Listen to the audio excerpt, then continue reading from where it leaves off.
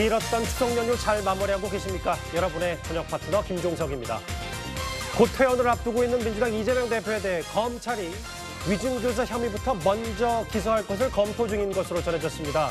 그러니까 영장이 적시된 세 가지 혐의 가운데 이번에 법원이 혐의 소명을 인정한 것부터 먼저 속도를 내겠다는 건데요. 야당 반발했습니다. 저희가 이 소식을 준비했습니다. 그리고 오늘도 여러분의 댓글 기다립니다. 뉴스탑10 유튜브 생방송에 의미 있는 댓글 남기시면 저희가 소개도 하고 질문도 받아보겠습니다. 멀리 가지 마십시오. 잠시 후에 바로 돌아옵니다.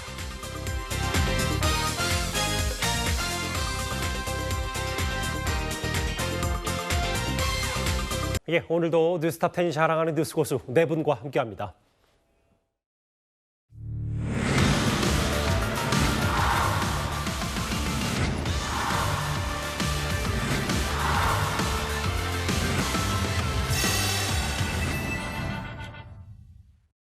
다음 주제도 아시안게임과 관련이 있다면 있을 겁니다. 바로 가보겠습니다.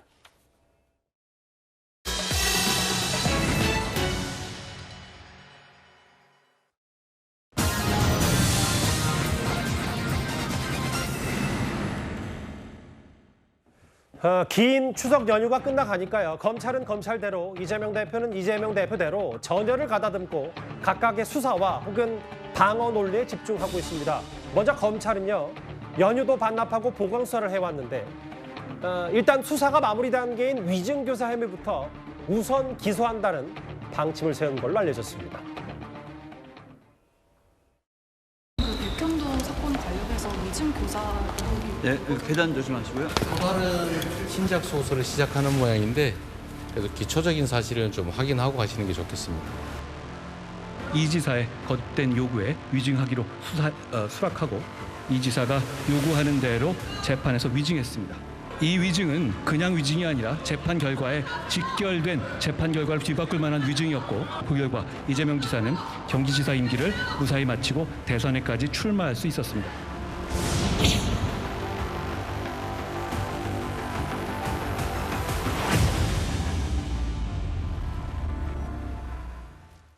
관련해서 본격적인 얘기를 하기 전에요. 먼저 이재명 대표가 받고 있는 세 가지 의혹을 다시 한번 제가 상기시켜 보겠습니다. 첫 번째 백현동 의혹, 쌍방울 대북송금 의혹, 위증교사 의혹. 그런데 이번 영장 기각 사유를 좀 꼼꼼히 뜯어보면 백현동 개방 의혹에 대해 혹은 쌍방울 의혹에 대해서는 이렇게 유창훈 판사가 설명을 했지만 특히 위증교사 혐의는 혐의가 소명이 됐다는 걸 이번 법원 영장 기각하면서도 인정이 됐기 때문에 검찰로서는 이 부분도 들여다볼 것이다. 다음 화면 볼게요. 그래서 재판부도 이번 영장 기각을 하면서도 검찰과는 이견이 없는 것 같다. 그래서 검찰 얘기는 이 부분에 대한 심각성 때문이라도 먼저 기소할 생각이다. 이런 얘기가 좀 전해지고 있어요. 글쎄 그런 뉴스가 나왔는데 그 뉴스를 어디까지 저희가 신뢰해야 될지는 저는 조금 물음표를 치고 싶습니다. 예. 그건 왜 그러냐면 사실 유창훈 영장 전담 판사가 뭐 예를 들어서 뭐 백현동 의혹과 관련해서 뭐 다툼의 여지가 있다 뭐 이런 식으로 얘기한 거는 저는 유창훈 영장 전담 판사의 한 판사의 의견이라고 생각을 합니다. 한 사람의 생각. 예. 왜 그러냐면 사실 지금 소명이 됐다 이렇게 얘기하는 거는 검찰은 저 세 가지 혐의가 다 소명된다고 지금 영장을 청구한 겁니다. 그렇죠. 그렇기 때문에 저 부분에 관해서 위증교사만 소명이 되고 나머지 두 가지는 그럼 소명이 안 됐느냐. 그건 검찰의 입장하고는 전혀 상관이 없는 거고 예. 유창훈 판사의 생각이죠. 그러니까 여기 일각에서 이제 기사를 쓸 때 자꾸 재판부 이렇게 얘기하는데 재판부는 나중에 본재판 시작도 안 했습니다. 이거 그렇죠. 이제 기소되고 나서 그렇기 때문에 제가 보건대는 이미 검찰 입장에서는 세 가지 혐의가 다 소명됐다. 그런데 세 가지 혐의 중에 유창훈 판사조차도 인정한 위증교사 부분을 먼저 이제 기소를 함으로써 뭐 일각에서는 이제 영장이 기각되면 마치 뭐 혐의가 없는 것처럼 인식이 되잖아요. 그런 부분을 좀 불식해 보겠다는 정부적 판단을 했다. 뭐 여기까지는 이해가 되지만 예. 그러나 나머지 부분 백현동 개발이나 쌍방울 대북 송금 부분은 유창훈 전담 판사가 영장 판사가 소명됐다고 안 했기 때문에 그건 우리가 앞으로 한참 뒤에 더 보완 수사를 하고 나서 기소를 할 겁니다. 이건 아니라는 거죠. 예. 그런 점에서 본다면 제가 보건대는 아마 아직도 검찰이 이 세 가지 사항을 일괄 기소를 할지 아니면 위증교사를 먼저 기소를 할지 뭐 이런 부분은 확실하게 정해진 건 저는 없다고 보고요. 뭐 검토 중이라고만 그렇죠. 알려진 검토 거니까요. 중이라고 지금 알려져 있으니까 저는 일괄 기소를 할 가능성도 여전히 남아있다고 봅니다. 근데 다만 저도 검찰 쪽의 입장을 대략 좀 들어보면 그런 건 있는 것 같아요. 그러니까 기각 사유를 전혀 납득하지 못하겠다. 어떻게 구속을 안 시키지라는 그렇게 한 유창훈 판사를 상대로 검찰도 상당히 불만이 많았는데 유창훈 판사조차도 어쨌든 위증교사 혐의에 대해서는 인정을 한 셈이다. 한 명이라도. 그렇기 때문에 따로 하는 것도 좀 긍정적으로 보겠다. 이런 얘기들은 추석 연휴에 많이 나왔기 때문에. 그렇게 함으로써 이 세 가지 혐의가 마치 전부 다 무혐의인 것처럼 일반 국민들한테 인식된 부분을 한번 좀 뒤엎을 수는 있겠죠. 예. 과거부터 위증교사 의혹에 대해서 이재명 대표는 이렇게 설명하고 해명해 왔었습니다. 화면 잠시 보고 오겠습니다. 변호사로서 시민운동가로서 이 사회의 부정부패를 청산하기 위해서 희생적으로 싸우다 생긴 일입니다. 검사 사칭은 제가 한 게 아니라 방송국 PD가 사칭해서 전화하는 것을 제가 검사 이름을 알려줬다는 이유로 누명을 쓴 겁니다. 이재명 변호사가 저한테 뭐냐면 검사 이름을 대면 취재가 쉬울 거라고 본인이 먼저 이야기했습니다. 제가 질문하는 것이 좀 부족하다, 만족하지 않으면 그때마다 추가로 질문을 메모해서 적어줬습니다. 그리고 답변이 자기가 원하는 본인이 원하는 답변이 나오면 동그라미를 표시해서 만족스럽다는 얘기를 해서 끊임없이 사인을 줬었습니다. 뭐 아시겠지만 2002년에 있었던 사건을 다시 2018년에 관련 재판이 있으면서 이 허위 증언을 종용한 것 아니냐. 이것 때문에 이번에 검찰이 많이 들여다봤고 결국 아까 최병무 의원 말씀처럼 이현종 의원님 이게 백현동 의혹과 대북송금 의혹에 여러 집중을 했고 언론 보도도 그 위주로 많이 나갔다면 위증교사 의혹은 확실하다. 검찰 입장 거의 100%에 가깝다. 이걸 부각시키는 효과는 분명히 있는 겁니까? 그러니까 이제 기소 권한은 검찰한테 있는 거죠. 근데 이제 검찰 입장에서 보면 지금 이 유창훈 부장판사의 어떤 기각 사유에 대해서 예. 도저히 수용할 수가 없다라는 그런 판단인 것 같아요. 그리고 또 그동안 검찰의 관례를 보면 특히 유명 인사의 경우에 영장을 재청구하는 사례가 꽤 많았습니다.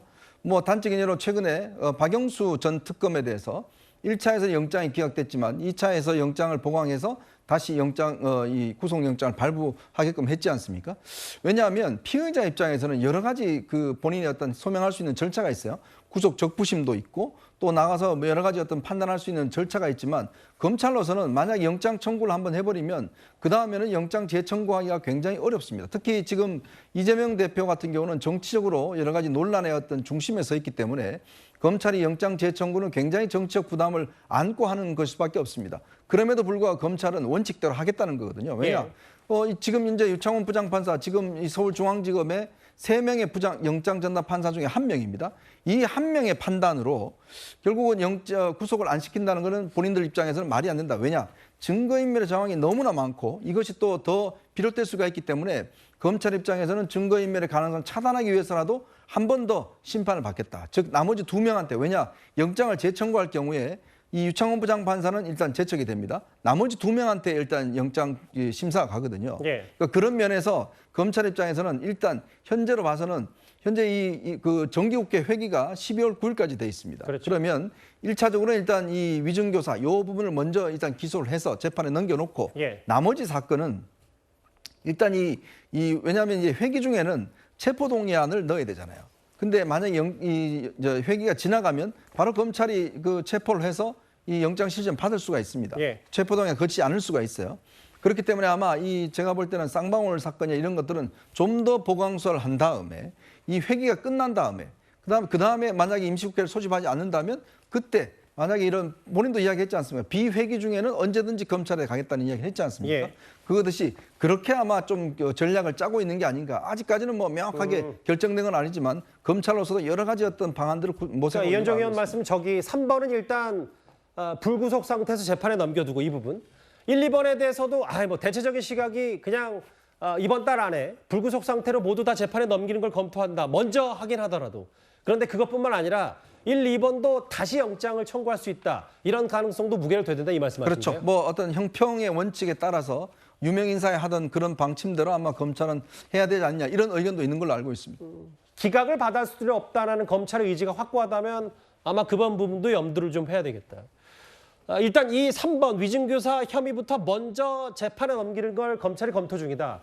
이거에 대해서 민주당도 어느 정도 오늘 반응을 내놨는데요. 물론 뭐 김효기 의원이 대포성을 가진 의원은 아닙니다만 검찰이 살라미 기법을 쓸 줄이야. 계속 법정에 세워두겠다는 의도다. 서영주 대변인, 이거 네. 좀 추가 설명을 좀 부탁드릴게요. 일단 뭐 그런 것이죠. 지금 이제 기각이 되고 나서 검찰이 받아들일 수 없는 입장이고 이렇게 얘기하는 것 같아요. 우리 대한민국 검찰이야. 내가 마음 먹으면 한 사람을 괴롭히는 거는 어렵지 않아. 그러니까 이 대한민국에서 기소권을 갖고 있는 건 검찰이잖아요. 기소를 쪼개서 하든 합해서 하는 건 다 검찰입니다. 그러니까 결국엔 재판에 세우겠다는 것인데 예. 기각이 안 되니까 좀 화가 난 것 같아요. 그래서 일단은 위증교사 기각이 되니까, 부분인데 예. 제가 봐서는 그렇습니다. 그리고 애시당초 영장을 쳤을 때 백현동하고 대북송금 두 개가 주 사건이었고 예. 거기에 위증교사를 넣는 것부터가 좀 이상했어요. 근데 그 넣었던 부분들은 증거인멸의 어떤 부분들을 강조하기 위해서 넣었던 사건인데 예. 이게 본인들의 예상치 않게 재판 그 유창훈 판사가 이 부분만 소명이 됐다고 하고 나머지는 다툼 여지가 있다고 증거가 좀 부족하다라고 얘기를 해버린 거예요. 그러니까 검찰은 그래 그러면 이게 좀 궁색하게 됐지만 그래 나는 기소 권한이 있으니까 일단 저기 위증교사부터 재판을 청구하고요. 그다음에 백현동이나 대북송금 부분들은 지금 수사를 하면 좀 모양이 빠지니 좀 기다렸다 하겠다라는 것인데 대체적으로 봐서는 검찰이 힘자랑하는 것이다. 라는 측면에서는 참 좀 그 민주당의 입장을 떠나서 국민의 입장에서는 검찰 무섭구나. 잘못 걸리면 본인들 마음대로 할 수 있구나. 라는 점에서는 좀 씁쓸하다라고 표현하고 싶습니다. 근데 만약에 이제 정말 위증교사 혐의부터 먼저 기소를 해서 따로 똑 떼서 먼저 기소를 한다라고 하면 다음 화면을 보겠습니다. 그 소정석 국장님 저하고 달력을 같이 보실 텐데 이미 재판이 이번 주 금요일 혹은 다음 주에도 각기 다른 혐의의 재판들이 이제 본격적으로 이미 시작이 된 곳도 있고 시작이 될 텐데 여기에다가 또 위증교사 혐의에 대한 재판이 먼저 또 기소가 돼서 시작이 된다고 하면 일주일에 뭐 많게는 3번 정도 계속 이재명 대표가 재판에 출석을 해야 되는 셈이 됐어요. 그렇죠. 원래대로 이제 보통 일반인 재판하는 경우에 그렇게 생각해서 본다면 3건의 재판을 하게 되면 일주일에 이틀이나 3일 정도를 법정에 출석해야 되는 그런 상황이 되는 거죠. 이미 그 공직선거법 위반과 관련된 재판은 지난 3월부터 시작이 되고 있습니다. 지금 저것이 이제 대선 때 이재명 대표가 김문기 성남도시개발공사 사업 1차장을 나는 모른다라고 예. 한 그것에 대해서 이제 허위사실 공표 그것과 관련된 재판이 진행이 되고 있는데 저것도 만약에 유죄가 확정되면 100만 원 이상 유죄가 확정되면 의원직 잃고 5년간 피선거권이 제한되거든요.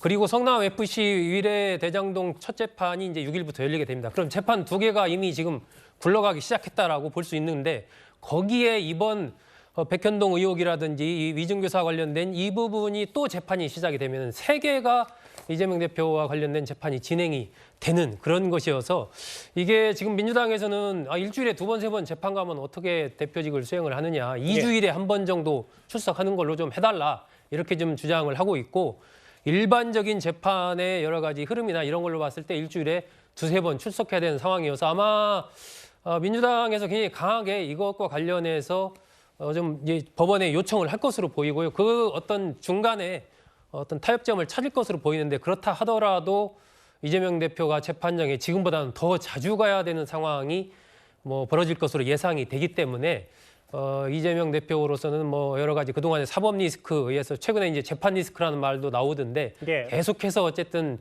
이 또 재판에 출석해야 되는 이런 모습들이 향후에 정치권에서 어떻게 비칠지 이런 부분에 대해서 상당히 좀 염려가 좀 되고 있지 않나 싶고요. 지금 또 수사가 진행 중인 게 아직도 한 2개가 있습니다. 지난 그 쪼개기 후원 의혹이라든지 이런 것이 만약에 또다시 기소가 된다고 하면 그러게요. 예, 재판에 출석해야 되는 것이 한 4건, 5건 이렇게 되는 상황까지 갈 수가 있기 때문에 예. 상당히 이것도 이재명 대표로서는 부담스러운 일이 좀 계속되고 있다. 이렇게 좀 평가할 수 있습니다. 많게는 3번, 한 주에 3번인 재판에 임해야 될 수도 있다. 그래서 어제 국민의힘에서는 영수회담 제안할 게 아니라 재판에나 임해라 뭐 이런 비판까지 바로 내놨던 것 같아요. 다만 검찰은요. 대북 송금 의혹과 관련해서는 민주당 인사들의 사법 방해 의혹 수사 좀 더 보강하기로 했습니다. 이화영 전 부지사님 구속되고 난 이후에 한 번도 만나보거나 면회를 한 적도 전혀 없거든요. 심지어 부인 되시는 분은 제가 얼굴도 몰라요. 그런데 왜 자꾸 그거를 이렇게 프레임을 그쪽으로 몰아가는지. 민주당이 자기 편이 한 불리한 진술을 뒤집어 보려고 검찰청에 몰려가서 드러눕고 영치금 보내기 운동하고 성명서 내고 가족 접촉하고 면회에서 진술 번복하라고 압박하고 이건 권력을 악용한 최악의 사법 방해이자 스토킹에 가까운 행태라고 생각합니다. 바로 이 대북 송금 의혹 관련해서 아까 최병무 의원도 말씀하셨다시피 검찰은 뭐 다 소명이 된 건데 그렇죠. 재판부가 그걸 구속을 면하게 해줬기 때문에 문제다. 유창훈 판사가 이 얘기를 하셨잖아요. 여기 보면 두 갈래, 그러니까 쌍방울의 불법 후원금 의혹, 대북 송금 의혹과 박찬대 의원과 천준호 의원 등, 그러니까 이재명 대표 측근들의 사법방해 의혹, 이 두 가지 갈래, 특히 또 이화영 전 부지사의 증언이 완벽히 확고해지는 것까지 좀 더 다 들여다보겠다. 검찰도 시간을 갖고 좀 더 하겠다, 뭐 이런 방침인 것 같아요. 그렇죠. 이 중에서 이제 쌍방울 불법 후원금 의혹, 저 부분과 관련해서는 이제 수사가 대략 마무리됐고요. 예. 이화영 전 부지사가 사실은 진술을 뒤집었지만 이제 뒤집은 진술 자체는 뭐 큰 의미를 두지는 않습니다. 원래 최초에 검찰에서 했던 진술, 이 부분만 가지고서도 충분히 혐의 입증이 된다. 검찰은 그렇게 보고 있는 것이고, 이제 박찬대 최고위원하고 천준호 의원이 이제 사법방해 의혹과 관련해서는 검찰이 소환을 통보를 했었는데 소환에 응하지 않았죠. 그런데 검찰이 지금 보고 있는 건 소환 응하지 않은 상태에서 이번에 구속영장이 청구가 됐단 말이죠. 그런데 예. 검찰은 저 배후가 이재명 대표나 아니면 이재명 대표 측일 가능성이 대단히 높다고 보고 있기 때문에. 미스턴 얘기도 당시에 좀 여러 증언으로 나왔었잖아요. 그렇죠. 그렇기 때문에 아마 저 두 사람들을 또 수사를 하고 뭔가 보강 수사를 하다 보면 저거는 대표적으로 증거인멸 의혹이거든요. 예. 증거인멸의 증거 아니겠습니까? 만약에 저게 밝혀진다면. 그래서 그 부분을 조금 보강을 하면 지금보다 훨씬 더 탄탄한 혐의 입증이 되지 않을까. 검찰이 이렇게 바라보고 있는 것으로, 기대를 하고 있는 것으로 보입니다. 뭐 그래서 저 부분도 추가 보강 수사하면 또 다시 영장을 청구할 수 있다는 관측도 그래서 배제할 수 없는 것 같거든요. 어제 저희가 이준석 전 대표는 이번 영장 기각으로 한동훈 장관에 대한 부정적 인식이 생겼다, 이렇게 주장했다고 전해드렸었는데요. 반면 또 다른 여권에선 한동훈 장관이 직접 수사했다면 결과가 달라지지 않았을까, 이런 말까지 오늘 나왔습니다. 아직 재판이라는 또 상황이 있고, 과거에 뭐 조국 교수 같은 경우도 영장이 기각되고 그랬지만은 결국은 뭐 저 재판 과정에서 사실이 거의 다 밝혀지지 않았습니까? 예. 이거는 또 진행이 되다 보면은 또 반전이 있을 것이라고 저는 생각을 합니다. 실질적으로 지휘를 했다면은, 권한을 행사했다면은 예. 저는 구속영장 기각이 안 됐다고 봐요. 좀 구속이 됐다고 봅니다. 사법부의 어떤 판사의 판결에 대해서 존중을 하고 맡겼기 때문에 자기네 이제 본분의 역할을 했기 때문에 저는 이제 기각이 됐다고 좀 봐요. 한동훈 장관의 역할은 충분히 했다고 전 판단이 됩니다. 비운계잖아요. 김웅 의원이 검사 출신인데 일단 또 한 번의 반전이 있을 거란 얘기를 최근에 덧붙였고, 오늘 이용 의원은 한동훈 장관이 실질적으로 지휘했다면, 그리고 권한을 행사했다면 이재명 대표 구속됐을 것이다. 물론 뭐 법무부 장관이니까 상징성은 있는데 실질적으로 지휘를 하진 않았으니까 이 얘기는 이현정 의원께서 어떻게 받아들이셨어요? 글쎄, 뭐 이게 이제 끝나고 나니까 이제 아쉬움을 이제 토로하는 차원에서 나온 거라 봅니다. 뭐 한동훈 장관이 직접 수사를 하는 사람은 아니죠. 그런 이원석 검찰총장이 검찰의 수사권 자체는 침해할 수 없습니다. 왜냐하면 법무부 장관이 구체적 사건에 대해서 어떤 이야기를 할 수가 없어요. 그리고 아마 그 보고 자체 받았다 그러면 그런 큰 문제일 겁니다. 왜냐하면 이미 그 사태는 이미 이제 윤석열 대통령이 검찰총장실을 우리가 겪어왔던 부분이기 때문에 그런 건 저는 있을 수 없다는 생각이 들고, 한편으로 보면 일단 이 검찰 내에서도 사실은 이 체포동의안이 좀 부결 쪽에 되는 것으로 거의 뭐 생각을 했지 않나, 이런 좀 판단을 내릴 수는 있을 거예요.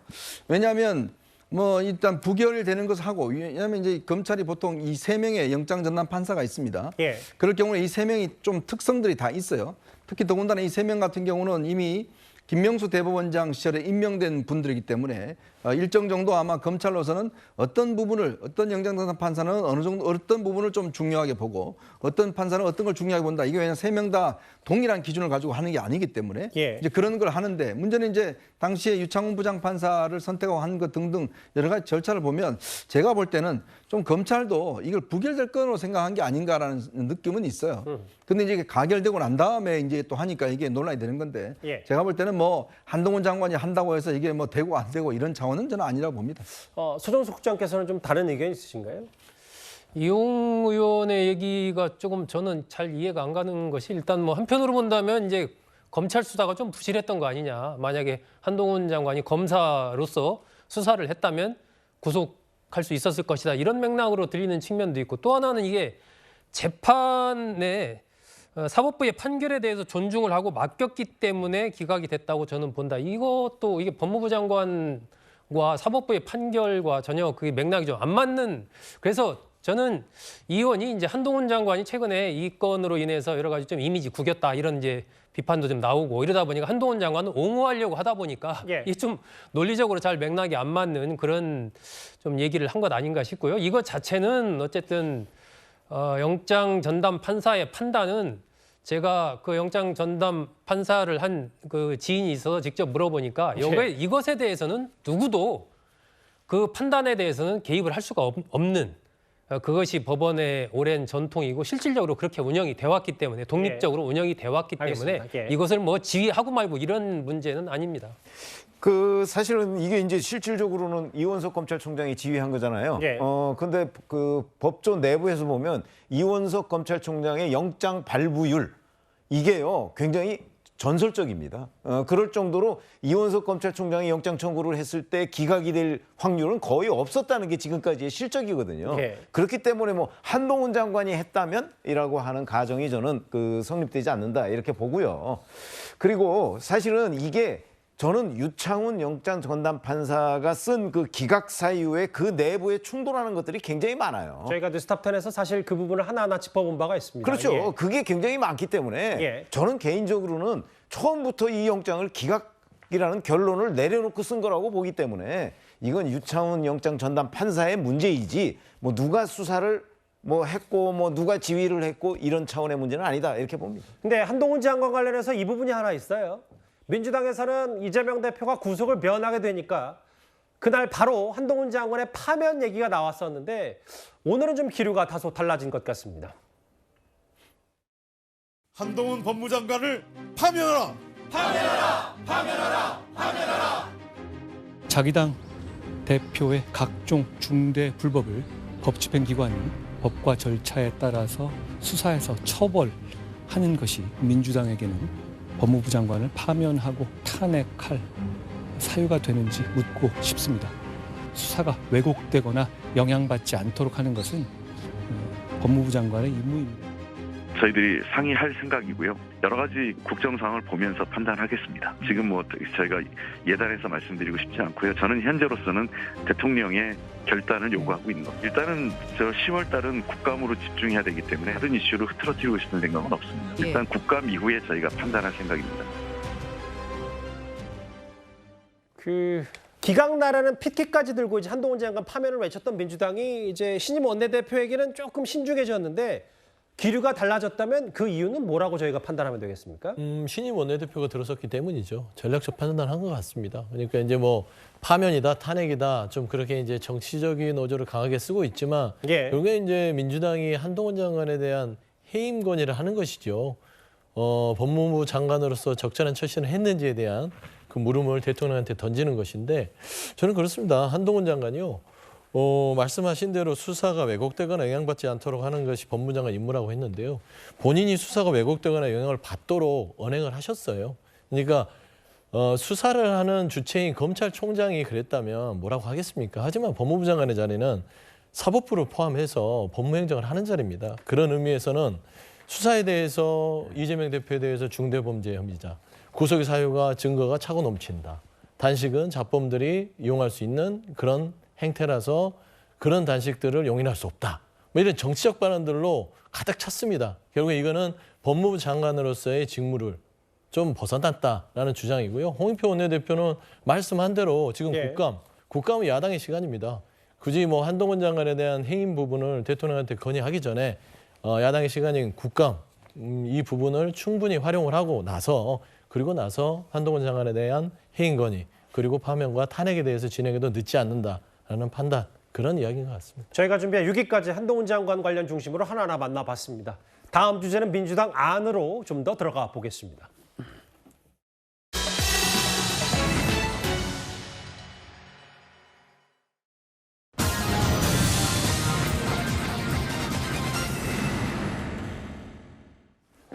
저희가 준비한 5위입니다. 친명도 자르라는 원외 친명. 이재명 대표가 구속을 면한 것과는 별개로 그 과정에서 있었던 이재명 대표의 강성 지지자들 개딸들의 폭력적인 행태들은 분명히 짚고 넘어가야 합니다. 그런데 오늘 홍익표 원내대표가 이런 말을 했습니다.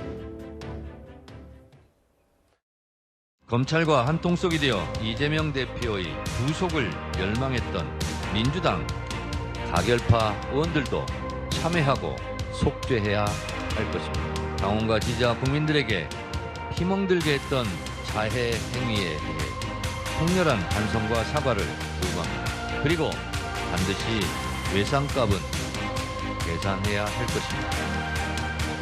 이분들을 징계할 수 있는 권한을 원내대표가 갖고 있지는 않습니다. 윤리심판원 이미 이분들에 대해서 일부 당원들께서 윤리심판원에 제소도 하시고 하셨거든요. 거기서 판단할 문제라고 생각을 합니다. 당대표직을 내려놓으라 말라 개별 의원들이 그런 것들을 요구할 수 있는 권한은 없습니다. 아울러서 당원들께서도 과한 표현이나 지나친 위협적인 어떤 문자들을 보내고 하는 것은 저는 그건 부적절하다고 생각합니다. 당내 기강을 잡는 문제가 필요하다 생각합니다. 오늘 저 홍익표 신임 원내대표 인터뷰 내용을 쭉 보면 당대표 내려오라 말하는 거 잘못됐다. 이렇게 비명계에도 쓴소리하고 개딸들의 이런 행태들도 부적절하다. 그러니까 비명계하고 개딸들에게는 비판을 했는데 쭉 보면은 친명계 의원들한테는 별 말을 안 했거든요. 이거 저희가 어떻게 좀 받아들일까요? 왜냐하면 본인의 지지해준 그룹이 친명계이기 때문에 뭔 이야기를 하겠습니까? 결국 양비론으로 애매하게 이야기를 하면서 결국은 친명의 무게를 실어주는 뭐 그런 이야기를 한 거 아니겠습니까? 지금 이제 이재명 대표 영장 기각 이후에 그 민주당이 사실상 개딸과 또 친명이 좀 기세등등한 상황으로 가는 것 같습니다. 근데 우리가 항상 그동안 비판을 해왔지만 민주적인 정당에서 예를 들어서 이 의원들의 어떤 자발적인 어떤 또 독립적으로 해야 될 수 있는 투표 문제까지도 지금 일방적으로 거론하고 있잖아요. 뭐 지금 대표적으로 지금 정청래 최고위원이 지금 앞장서고 있는 거 아니겠습니까? 본인도 뭘 찍었는지 국민들이 알지 못하는데 가결표 던진 사람을 뭐 징계하겠다, 빚을 갚겠다, 뭐 고름은 짜내야 된다, 뭐 등등 이런 이야기를 지금 하고 있는 것인데요. 그러니까 저는 참 안타까운 것이 민주당이 점점 이 개딸과 친명의 수렁에 빠지고 있는 게 아닌가. 점점 축소되고 있다. 민주당의 전통은요. 저도 오랫동안 민주당을 지켜봤습니다만은 그래도 민주당은 민주적인 어떤 룰들 강조해 왔습니다. 그래서 이름에 민주당이라고 넣잖아요. 근데 왜 항상 민주당이라는 이름을 못 빼겠습니까? 본인들이 민주당이라는 정체성의 정당성을 갖고 있기 때문에 모든 당 이름에 항상 민주가 들어가는 겁니다. 그런데 지금 하는 행태를 보면 이거는 민주당이라고 할 수가 없습니다. 여기에 민주주의가 어디 있습니까? 민주주의가라는 게 어떤 특정한 대상에 대해서 표결에 대해서 무기명 비밀 투표한 거를 갖다가 다 밝혀내고 처벌하는 게 그게 민주주의입니까? 아니잖아요. 정반대로 가고 있잖아요. 그렇다면 이제 국민들은 민주당이 민주가 없다라는 그 사실들을 인식하게 될 것이고, 근데 문제는 그것이 좀 더 교정될 수 있는 기회가 있었는데 이번에 이제 영장 기각원에 더 그것이 악화되고 있다. 즉 악화가 양화를 구축하고 있다. 이 현상이 지금 민주당에서 벌어지고 있는 것 같습니다. 뭐 그래서 개딸들에게 지금 끌려다니고 있는 것 아니냐라는 비판도 내부에서 동시에 나오는 것 같은데 최진봉 교수님. 추석 연휴 기간 동안에 이원욱 의원이 본인이 그 동안에 받았던 문자 메시지를 좀 얘기했어요. 뭐 역겹다, 인간 쓰레기, 불악지 꺼져라. 이른바 개딸들에게 받았다는 문자 메시지를 공개하면서 참담하다고 했는데 생각보다 그 가결 이후에 저런 목소리들이 더 커졌나 봅니다. 뭐 커진 부분이 있죠. 그러니까 이현욱 의원뿐만 아니라 몇몇 의원들 있지 않습니까? 이런 분들에 대해서 좀 과한 형태의 지적들이나 아니면 비판이 있다고 봐요. 근데 저는 이제 이렇게 생각해요. 예를 들면 물리적인 어떤 영향력을 행사하겠다든지 아니면 정말 그 모욕적으로 느낄 수 있는 그런 발언을 하는 건 전 지양해야 된다고 생각합니다. 그러니까 비판은 저는 할 수 있다고 봐요. 이현욱 의원의 어떤 정치인으로서 행동에 대해서 당원들이 거기에 대해서 비판적 입장을 내는 것 자체를 막을 수는 없다고 보고요. 그 자체가 나쁘다고 보진 않습니다. 다만 그것이 아까도 말씀드렸지만 인격 모독적이거나 아니면 물리적 어떤 힘을 행사하겠다는 그런 발언이라거나 또는 가족에 대한 거나 이런 부분들은 빼야 된다고 생각해요. 그러니까 비판을 하되 그 비판의 내용이 과하게 개인적으로 크게 혐오스러운 내용이라든지 아니면 물리적 행사를 암시하는 듯한 내용 이런 부분들은 결코 그 비판이 받아들이기가 상당히 어려질 수 있습니다. 그래서 저는 비판하시는 분들이 비판을 할 수 있지만 그런 부분들을 잘 지켜서 상대방에 대한 비판을 하는 것이 필요하지 않겠나 그렇게 생각합니다. 그 강성 지지자들 개딸들의 말과 행동이 수위가 높고 꽤 거칠다, 거세다 뭐 이런 표현들을 저희가 사실 수차례 많이 해왔는데 최병무 의원님 저는 이게 조금 쉽게 쉽게는 이해가 안 돼서 뭐냐면 조정식 사무총장도 그래도 친명계에 여러 뭐 분류되는 인물인데 원외 친명에서 조정식 총장 자르라. 물론 뭐 이게 다선이니까 뭐 이럴 수는 있다고 하더라도 이 부분에 대해서도 여러 좀 얘기거리들이 좀 있더라고요. 박광원 원내대표의 경우에는 이제 사퇴를 했는데 이재명 대표가 받아들였죠. 그런데 조정식 사무총장도 같이 사퇴서를 냈는데 유임을 시켰어요. 근데 이제 조정식 사무총장의 경우에는 친명계 그 핵심들이 보면 그 일종의 뭐 순도라고 할까요? 뭐 이런 것들이 좀 약하다 이런 의심을 받고 있는 것으로 보여요. 예. 그러니까 이제 지금 친명계 원외 입장에서 본다면 예. 지금 그 강성 지지층 그야말로 강성을 띠고 있는 그 사람들로 지금 민주당의 지도부를 완전히 바꾸자. 저는 이런 걸, 그러니까 이른바 이재명 대표가 왜 과거에 이재명의 민주당, 민주당의 이재명이 아니고 이런 얘기를 한 적이 있듯이 완벽하게 지금 그 구속영장이 기각되면서 이제 강성 친명이 민주당을 장악하자. 저는 이런 일환으로 보거든요. 예. 그러니까 아까 제가 말씀드렸던 순도를 높이자. 이런 차원에서 친명 원외가 조정식 사무총장까지 또 뭐 불출마 압박을 하고 있는 것 아닌가 이렇게 생각을 합니다. 글쎄요, 뭐 구속이 됐고 구속을 면했다고 하더라도 뭐 두 가지 사례 모두 이재명 대표에 대한 강성 지지자들 개딸대 입김이 오히려 더 거세지진 않았을까 여러 가지 관측들이 좀 있는데요. 저희가 준비한 이 순위까지 만나봤습니다. 다음 주제 이 사람 얘기 참 오랜만입니다. 바로 가보겠습니다.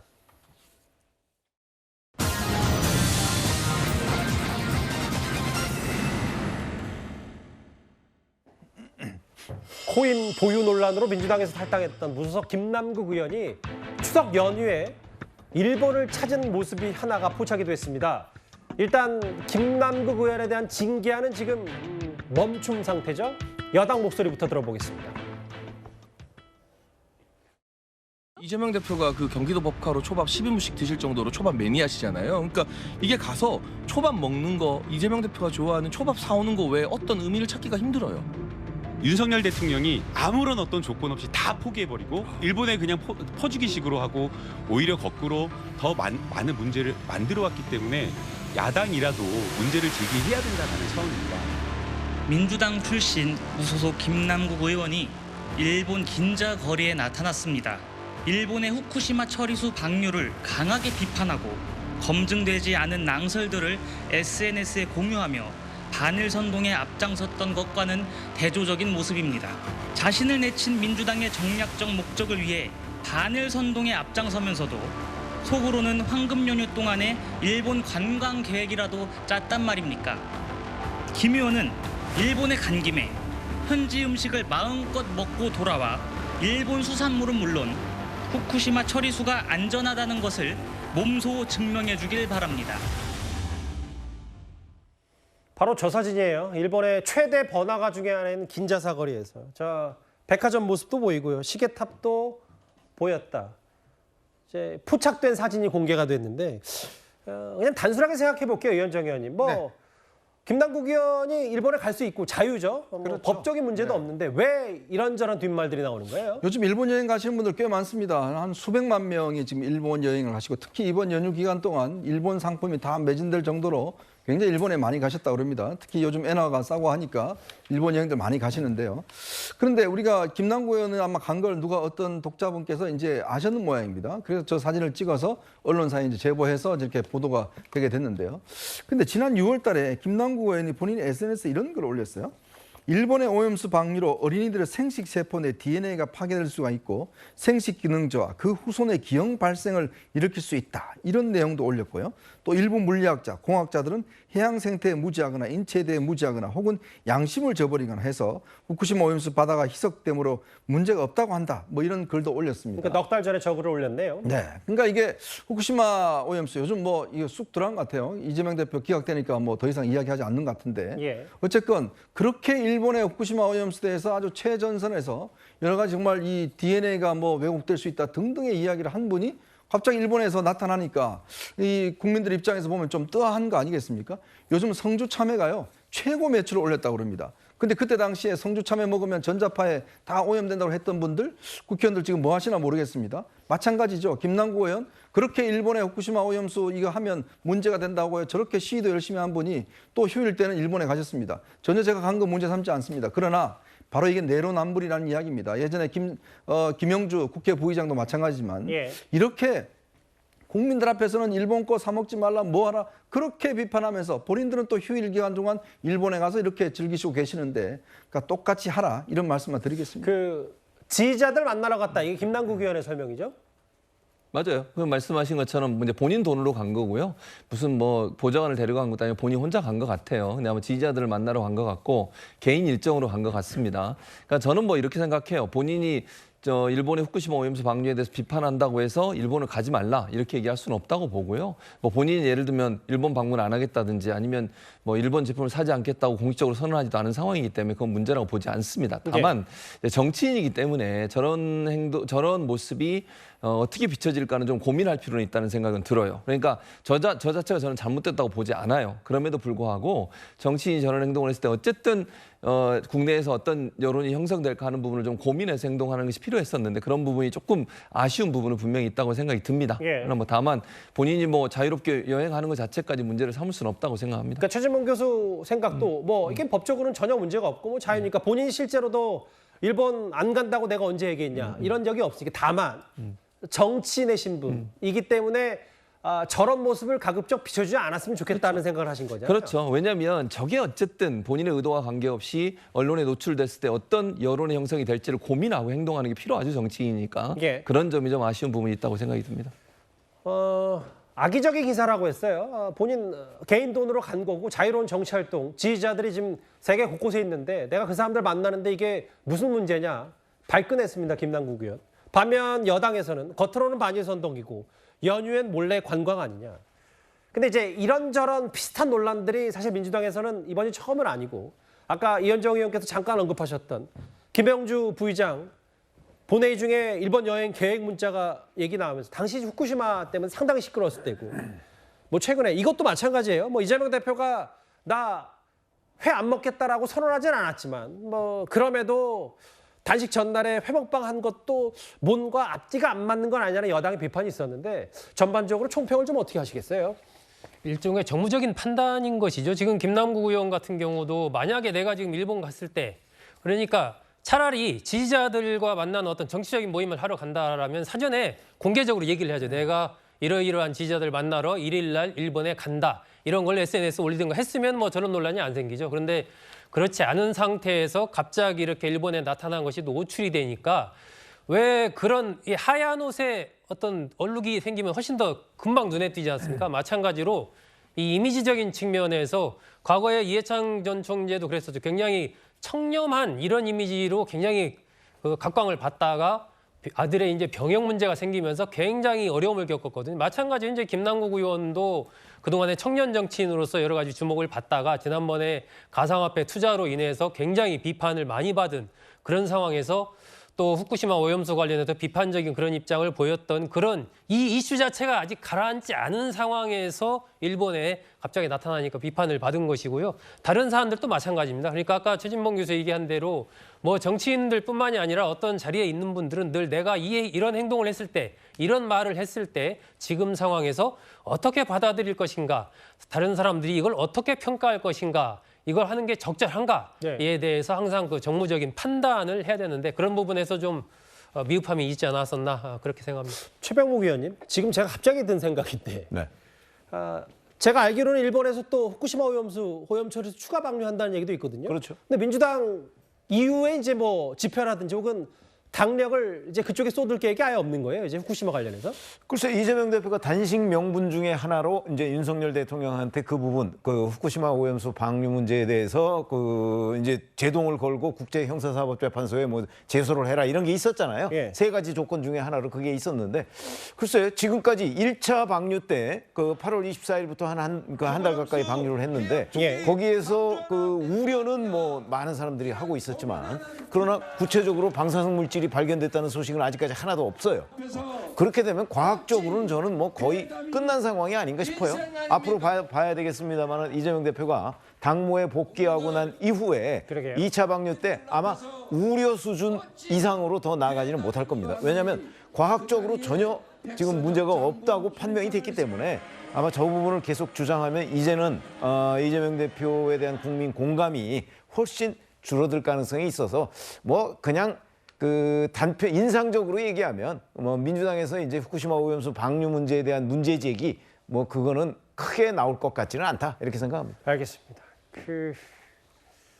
본인에 대한 징계 절차가 일단 멈춘 상태고요. 무소속 김남국 의원 얘기 오랜만에 해봤습니다. 다음 주제는 지금 연휴 내내 여야가 온 힘을 쏟고 있는 강서구로 가보겠습니다.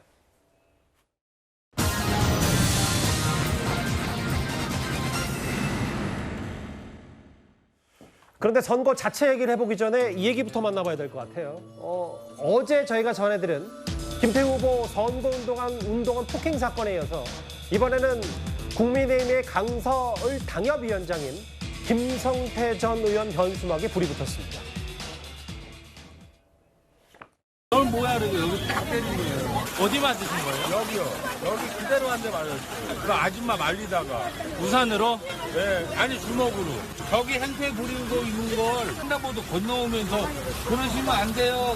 그랬더니 그냥 건너오더라고. 넌 뭐야. 그래서 내가 피했는데 여기 서 있는 아줌마를 공사무소냐. 그 아줌마도 국민의힘이니까 그냥 때린 거예요. 이렇게 좀 불미스럽고 불상사 같은 일들이 계속 생기는 건 아닌지 모르겠어요. 폭행 사건에 여기 보면 강서을의 당협위원장 김성태 전 의원 이 현수막에도 이렇게 구멍이 뻥 뚫렸고 지금 경찰이 조사까지 나섰다고 하더라고요.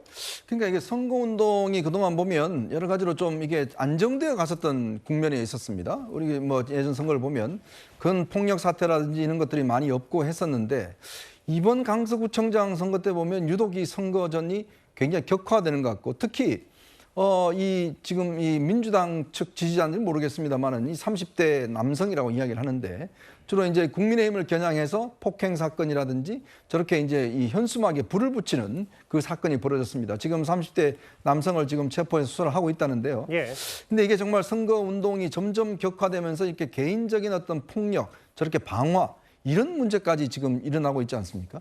저는 굉장히 우려스럽습니다. 이게 단순히 강서구 선거가 아니라 내년 4월 10일 이 총선에서 만약 이런 분위기가 전국적으로 벌어진다 그러면 정말 우리는 시계를 거꾸로 돌릴 수밖에 없는 상황입니다. 예전에 한 90년대 같은 경우도 보면 진짜 영호남 같은 데 가보면 이렇게 그 선거 폭력 사태가 꽤 있었거든요. 서로 지지하는 후보가 서로 달랐기 때문에. 그런데 점점점 이 선거 운동이 이제 안정돼 왔는데 이번 강서구청장 선거를 통해서 또다시 폭력 사태가 벌어지는 거 이거 굉장히 저는 엄중하게 보고 있습니다. 알려지기로는 저 현수막 방화가 어젯밤 10시 반쯤 30분쯤 벌어졌고 이 불을 지른 현수막에 불을 붙인 사람을 경찰이 쫓고 있는 것으로 전해졌거든요. 글쎄요, 계속 불상사가 일어나서 과열양상, 뭐 선거에서는 그런 부분이 있을 수 있는데 이런 일은 절대 벌어지면 안 됩니다. 내년 총선 전초전이라고 부르는 이 강서구청장 보궐선거에는 여야가 거의 추석 연휴 내내 모든 지도부가 상주하다 싶을 정도로 이곳에 당력을 쏟았습니다. 진겨울의 약속은 저희 모두의 약속입니다. 이번 선거는 강서구의 일꾼만을 뽑는 선거가 아닙니다. 무도한 정권, 검찰에 의존해서 정치를 전혀 하지 않고 검찰에 의한 압수수색만 정권, 윤석열 정권의 확실한 경고장을 우리 강서구민께서 이번에 보내주시기 바랍니다. 진교훈! 진교훈! 진교훈! 강서구청장을 정쟁이나 일삼을 사람, 그냥 민주당 대표 최면을 줄 사람 뽑아서 강서 구민들만 손해를 봐야 될 이유가 무엇이냐. 잃어버린 16년을 이제는 회복하자. 그 마음이 강서 구민들을 움직이고 있다. 이렇게 보고 있습니다. 이재명 대표가 이름이 이번 주에 당무에 복귀해서 강서구청 선거를 지원한다, 선거 지휘한다 이런 전망 나오는데요. 이재명 대표께서 빨리 건강을 회복하시고 정상적인 당무에 복귀하기를 진심으로 바랍니다. 저희가 그러면 강서구라는 지역적 특색을 한번 하나하나 살펴보려고 합니다. 저희가 한 화면을 준비했는데요. 이곳 서울의 가장 끝자락, 서쪽 끝자락에 있는 어제도 얘기했지만 뭐 이재명 대표의 지역구 계양을과도 가깝기 때문에 강서구 많은 정치적 해석들이 나옵니다. 여기 보면 강서구 소속의 국회의원들은 모두 다 민주당입니다. 강선우 의원, 한정혜 의원, 진성준 의원이 갑병을 소속 의원이고 가장 최근 김태우 후보가 51.3, 김승현 후보가 48.6으로 아주 근소한 숫자로 김태우 후보가 당선이 됐고 다시 한번 뭐 이제 의원직 구청장 상실형 나왔다가 사면돼서 다시 나온 거잖아요. 그러면 가장 최근에 있었던 또 하나의 선거는 바로 대통령 선거. 당시 이재명 후보가 49.17%, 윤석열 후보가 46.97%. 물론 뭐 전반적으로는 민주당의 우세가 약간은 보이긴 합니다만 그럼에도 확실히 뚜껑을 열기 전에 좀 알 수가 없네요. 그렇죠. 전체적인 환경 자체는 민주당세가 강한 곳이다. 이렇게 좀 평가를 해야 되죠. 현역 의원 3명이 전부 다 민주당 소속이고 그 당시 2020년 선거 때 한 18%포인트 정도 합쳐서 이 정도로 국민의힘보다 앞섰습니다. 그리고 김태우 구청장이 당선된 2022년 선거 때도 저게 이제 12년 만에 처음으로 국민의힘 후보가 강서구청에 당선된 거거든요. 그만큼 어렵게 당선이 됐던 거고 지난 대선 때도 2.2%포인트 차이로 이재명 후보가 앞섰던 그런 지역입니다. 전체적으로 봤을 때 어쨌든 민주당 세가 좀 더 강한 곳이다 이렇게 좀 평가를 해야 되고 최근에 선거인 수가 확정이 됐습니다. 50만 600명 정도로 확정이 됐는데 30대가 가장 많습니다. 19%가 넘습니다. 한 50만 명 중에 10만 명 정도가 30대이고 30대, 40대, 50대가 합쳐서 55% 정도 가거든요. 그렇기 때문에 결국은 이 흐름을 누가 잡을 수 있느냐의 문제인데 현재 상황으로 봤을 땐 여야가 자신의 지지층, 그러니까 중도층이 적극적으로 투표에 나설 가능성은 거의 없어 보입니다. 결국 국민의힘과 민주당이 자신들의 지지층을 얼마나 많이 투표장으로 끌어낼 수 있느냐, 적극 지지층을 누가 더 끌어낼 수 있느냐 이 싸움이 될 것으로 예상이 되고 결국 이런 흐름들이 이제 내년 4월에 총선에서도 비슷한 흐름으로 갈 것으로 예상이 되기 때문에 여야가 지금 이른바 기선을 제압하자 이런 측면에서 서로 이제 사활을 걸고 이 강서구청장 선거에 임하고 있는 겁니다. 저런 흐름이기 때문에 아무리 바로 직전 구청장이 김태우 후보였어도 국민의힘으로서는 좀 갈아엎어보자 뭐 이런 얘기가 좀 나오는 거군요. 최진봉 교수님, 오늘 저희 채널A 라디오쇼 정치 시그널에 진교훈 후보가 전화 인터뷰를 했는데 이재명 대표에게 뭐 직접 전화를 받은 모양이에요. 네, 그렇습니다. 전화를 직접 했고요. 실제 지금 언론에 보도된 걸 보면 내일쯤 아마 이재명 대표가 퇴원을 하고 모레쯤에 강서구청 이제 그 근처에서 아마 민주당 최고위원회의를 열 것 같습니다. 그래서 이재명 대표가 직접 강서구청 근방으로 가서 진교훈 후보에 대한 지지를 표명할 것 같고요.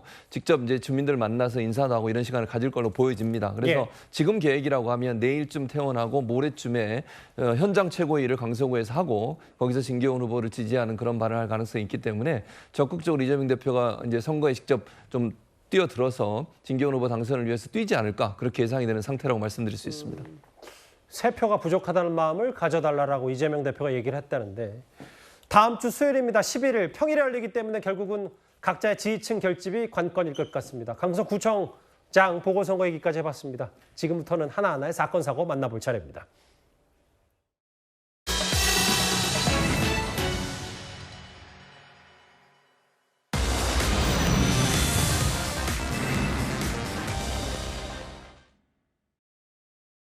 새로 준비한 신곡들을 오늘 처음으로 여러분들께 들려드리는 자리인데요. 제가 쓴 곡이니만큼 빨리 들려드리고 싶고 감회가 어떠십니까? 새로워요. 오랜만에 하니까 너무 설레고 신나고 빨리 올라가서 놀고 싶습니다. 나요 나 그대의 그 미소에 마음이 떨려 한순간 그대 때문에 여러분들께서 주신 이 트로피의 무게를 아는 가수가 되도록 제가 더 많이 노력하도록 하겠습니다. 보신 것처럼 어마어마한 팬층을 확보하고 있는 가수 임영웅 씨. 임영웅 씨 이름만 좀 붙였다 하면 완판이란 말이 있을 정도로 파급력이 상당한데요. 그런데 오늘 아침에 좀 눈에 띄는 보도 하나가 있었습니다. 최근 임영웅 씨 효도하려다가 임영웅 씨를 좀 보게 하려고 효도하려다가 난감해진 자식들 얘기가 기사화가 된 게 있는데요. 허주현 변호사님, 과거에 그 임영웅 씨가 오디션 프로그램 출연 당시에 묵었던 그곳이 요즘 효도 여행지라면서요. 근데 가격이 어마어마하네요. 그러니까요. 1박에 최고 440만 원까지 특히 이번 7일부터 9일까지 황금 연휴 기간 동안에 440만 원의 방을 내놨다는 보도가 나왔어요. 평소에 이 호텔이 객실이 1박에 10만 원에서 380만 원 한다고 하는데 이 광고 내용이 이렇습니다. 이 효도, 그러니까 TV에 나온 곳에서 부모님을 모시고 가면 특히 임영웅 씨가 나온 곳이라고 하면 동네방네 자랑거리가 될 거다라고 하면서 효심을 잔뜩 자극하는 문구로 이 소비자들을 좀 유혹하고 있다고 하는데요. 그런데 오늘 광화문 특급 호텔 오늘 기준으로 제가 직전에 확인하고 들어왔는데요. 금요일 밤 숙박료가 스위트룸 같은 경우에도 180만 원에 잘 수가 있더라고요. 예.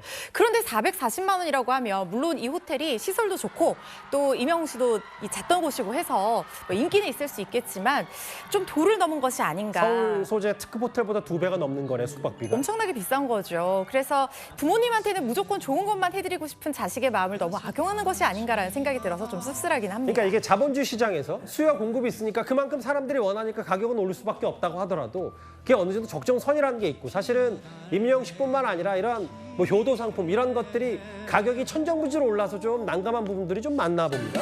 요즘에는 효도라는 말만 붙으면요. 뭐만 하면은 몇십만 원부터 가격이 최고 2배까지 치솟는다고 합니다. 예를 들어서 효도 성형이라는 게 있어요. 그러니까 부모님한테 젊음을 선물하세요라는 문구로 또 부모님들이 좋아하실 법한 성형 시술들을 패키지로 모아서 효도 성형이라는 상품을 판매를 하는데 가격이 보통 성형 시술보다 훨씬 비싸다는 거예요.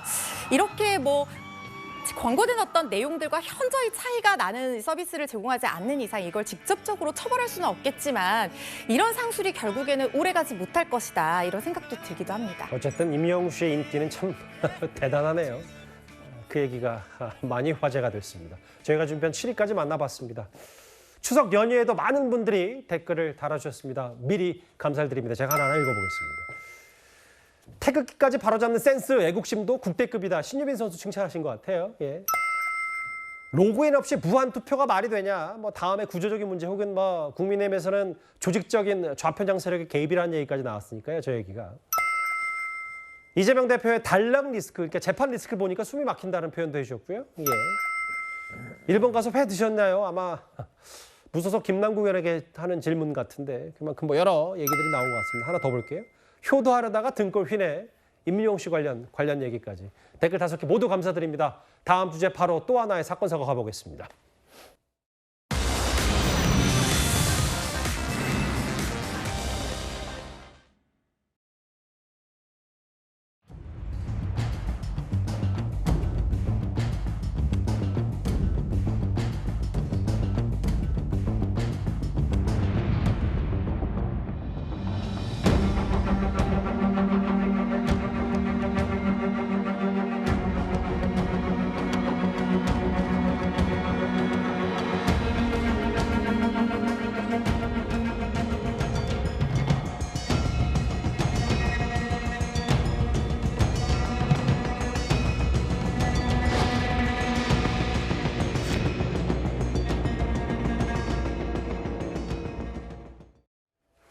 손님이 좀 수상한데 이 택시기사의 의문점이 저렇게 이제 큰 결과로까지 이어졌는데 허주원 변호사님. 일단 택시기사는 본인 차에 탄 손님이 횡설수설하는 건 횡설수설했지만 마약까지는 염두에 두지 않고 일단은 경찰서로 데려왔던 모양이에요. 그렇죠. 보통 우리가 뭐 마약을 해서 횡설수설한다고 생각하기가 쉽지 않을 것이고 택시기사님들이 워낙 사람을 많이 보다 보니까 뭔가 촉은 왔지만 이게 정확히 어떤 범죄였는지는 다 파악하지 못하고 일단 파출소에 간 것으로 보입니다. 예. 이게 7월 여름밤 남양주에서 있었던 일인데 예. 기사가 손님을 태웠는데 이 여성 승객이 목적지도 제대로 말을 못하고 횡설수설하면서 자꾸 여기 가자 그랬다 저기 가자 그랬다 바꾸는 거예요. 그래서 이상한 촉을 느낀 택시기사가 파출소로 이 손님을 데려갔는데 경찰이 인적사항 묻는 것에도 제대로 대답을 못했대요. 그런데 경찰 눈에 포착된 것이 팔에 주사 자국이 있었던 겁니다. 결국 마약 투약 상태라는 사실이 확인이 됐고요. 이 여성도 결국 자신의 범행 사실을 자백을 했거든요.